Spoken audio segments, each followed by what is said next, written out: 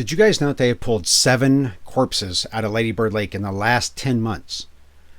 And if you're like me, you're thinking, that feels like a lot of corpses. That feels like probably too many corpses.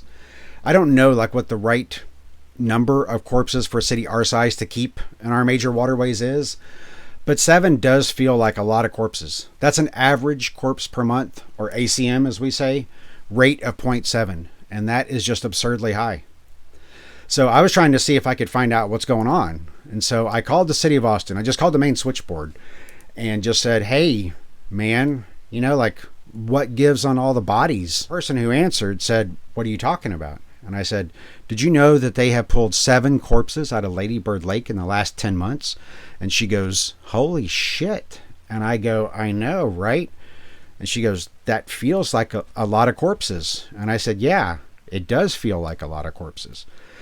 So she dug into it and she found the city's official analysis they commissioned a study, and they do have an official policy on determining the correct volume of corpses to keep in Lady Bird Lake at any given moment. And so here's what the city said. Our goal is and always has been 0 corpses in Lady Bird Lake. However, we're realists, so a couple here and there is probably cool too. And that feels like a very reasonable, rational policy. I got to be honest.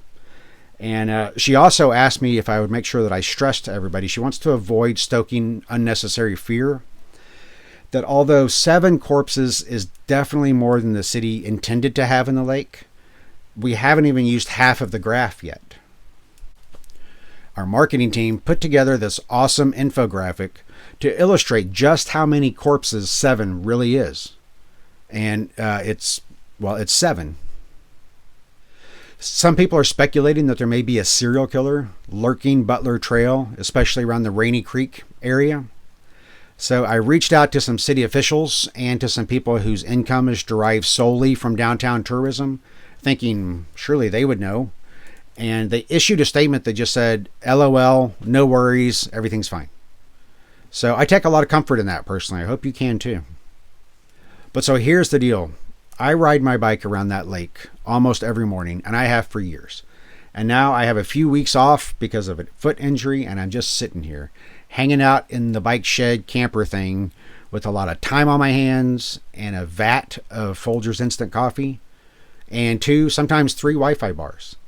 And I am going to put all of that to finding out what is really going on Butler Trail. Is there a butcher stalking our trails? I'm going to find out, and I'm going to report back to you right here. Stay tuned.